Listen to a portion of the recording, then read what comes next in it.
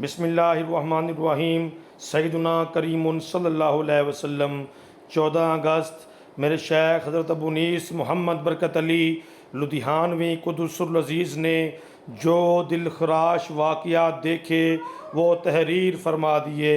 بسم اللہ الرحمن الرحیم۔ یا حیو یا قیوم، میرے آقا روحی فدا صلی اللہ علیہ وسلم، آج 14 اگست ہے۔ آج کے دن بٹھنڈا سے لے کر راجپورہ تک مسلمانوں کا قتل عام جاری تھا اور میں موجود تھا۔ میرے آقا روحی فدا صلی اللہ علیہ وسلم، کیسے بتاؤں اور کیا بتاؤں کہ آج اس وقت کیا ہو رہا تھا۔ وحشت و درندگی کے ایسے مناظر تاریخ نے اس سے پہلے کم ہی دیکھے ہوں گے۔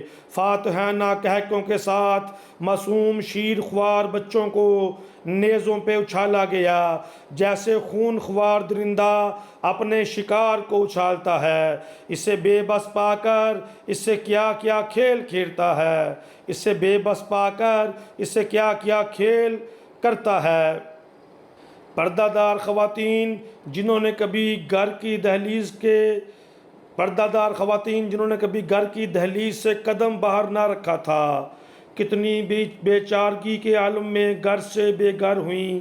راجپورہ سے امرتسر تک ہر ریلوے اسٹیشن پہ شہید کی جانے والی عزت مآب بیٹیوں کے کٹے ہوئے لٹکتے ہوئے سر انہی کے بالوں کے ذریعے درختوں پہ آویزاں کیے گئے اور ان کے کٹے ہوئے لٹکتے ہوئے ماتھوں پہ خون سے جے ہند کے الفاظ لکھے گئے۔ یہ انسانی وحشت و درندگی کی انتہا تھی۔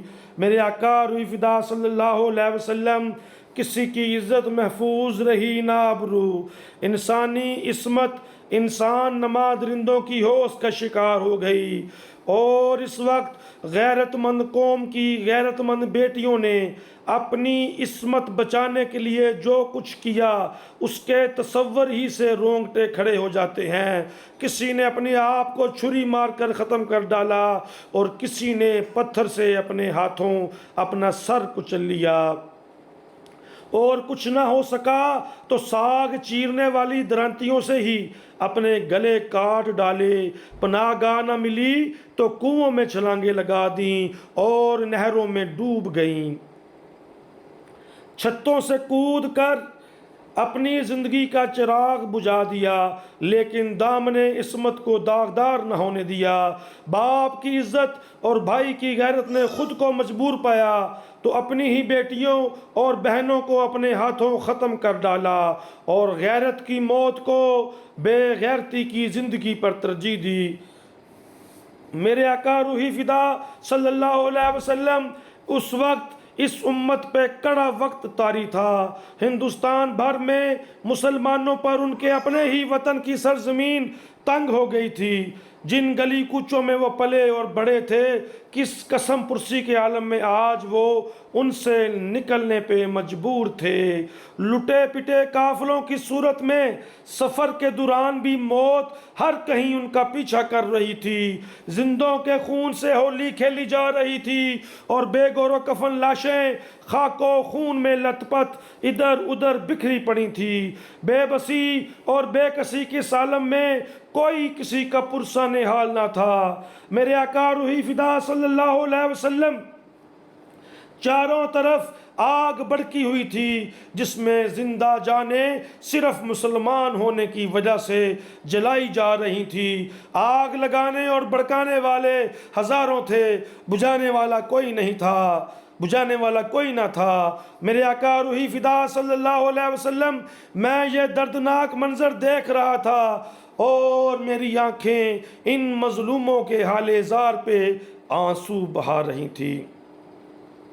اس دن ہی کے روح فرسا منظر کو دیکھ کر زندگی نے دنیا کو اپنے لیے حرام قرار دیا۔ میرے آقا روحی فدا صلی اللہ علیہ وسلم، اس سے زیادہ لکھنے کی اس بندے میں سکت نہیں۔ یا حیو یا قیوم، میرے آقا روحی فدا صلی اللہ علیہ وسلم، آپ کے پروانوں نے اس بے کسی کی حالت میں بھی غیرت کے کیا کیا نمونے پیش کیے۔ ہجرت کے دوران سدھواں جگراؤں ضلع لدھیانہ میں مہاجرین کا کیمپ تھا۔ ایک دن چند ڈوگرے سپاہی گنے لیے کیمپ میں آدم کے ایک بوڑھے مسلمان کی نوجوان لڑکی کو بازو سے پکڑ لیا اور اپنے ساتھ چلنے پہ مجبور کرنے لگے۔ ابھی وہ 2 ہی قدم چلے ہوں گے کہ ایک نوجوان جو پولیس کی 3 فیتے والی قمیض پہنے بیٹھا کھانے پکا رہا تھا، لپک کر اٹھا، ادھر ادھر دیکھا، کوئی ہتھیار نظر نہ آیا تو چولہے سے جلتی ہوئی ایک کھلپاڑ ہی کھینچ لی اور اس جوش سے ان کے سر پہ جا دمکا کہ ان کے اوسان جاتے رہے اور وہ ہکا بکا اسے تکتے رہ گئے۔ اس نے آگے بڑھ کر ایسے زور سے وہ کھلپاڑ ایک ڈوگرے سپاہی کے سر پہ ماری کہ اس کا سر کھکھڑی کی طرح پھانک پھانک ہو گیا اور وہ زمین پہ گرنے سے پہلے ہی جہنم میں جا پہنچا۔ اگرچہ اس سپاہی کے ایک ساتھی کی گولی سے وہ غیرت مند نوجوان شہید ہو گیا، لیکن ایسی دھاک بیٹھ گئی کہ پھر کسی ڈوگرے کو کیمپ میں داخل ہونے کی جرت نہ ہو سکی، جبکہ یہ کیمپ کئی ماہ تک وہاں رہا۔ ایک شہادت کی برکت و عظمت پورے کیمپ کی عصمت کی پاسبان بن گئی۔ ماشاءاللہ۔ میرے آقا روحی فدا صلی اللہ علیہ وسلم، میں اپنے ہم وطن ان بچوں کے جذبہ ایمانی کو سلام کرتا ہوں جنہوں نے راہ حق میں اپنی جانوں کا نذرانہ پیش کر کے ملت کو ہمیشہ کے لیے سر بلند کیا۔ ان نفت معاب خواتین اسلام کو سلام کرتا ہوں جنہوں نے اپنی جانوں پہ کھیل کر ملت کی آبرو کو بے آبرو نہ ہونے دیا۔ ان باہمت نوجوانوں اور جواں ہمت بوڑھوں کو سلام کرتا ہوں جنہوں نے اپنا سب کچھ قربان کر کے ملی غیرت و حمیت اور حریت کے جذبے کو ہمیشہ کے لیے مٹنے سے بچا لیا۔ میرے آقا روحی فدا صلی اللہ علیہ وسلم، کسی پہ اپنی پیاری چیز کو قربان کرنا وفا کی حد اور اپنی جان تک قربان کر دینا فدا کی حد ہے۔ آپ کی امت کے ان سب با وفا شہیدوں کو ہم خاک نشینوں کا انتہائی محبت و عقیدت برا اسلام قبول ہو۔ میرے آقا روحی فدا صلی اللہ علیہ وسلم، یہ قربانی اسلام کے لیے دی گئی، قبول فرما کر اس کا بول بالا فرمائیں آمین۔ بے شک جانیں قربان کرنے والے اور اسلام کی خاطر اپنے گھر بار چھوڑنے والے یہ اہل اسلام اگر توحید سے منہ موڑ لیتے اور بتوں سے رشتہ جوڑ لیتے اور لا الہ الا اللہ محمد رسول اللہ صلی اللہ علیہ وسلم کی بجائے ان کی زبانوں پہ ہری اوم کے کلمات جاری ہو جاتے تو اپنے ہی وطن کی سرزمین ان پہ یوں تنگ نہ کی جاتی۔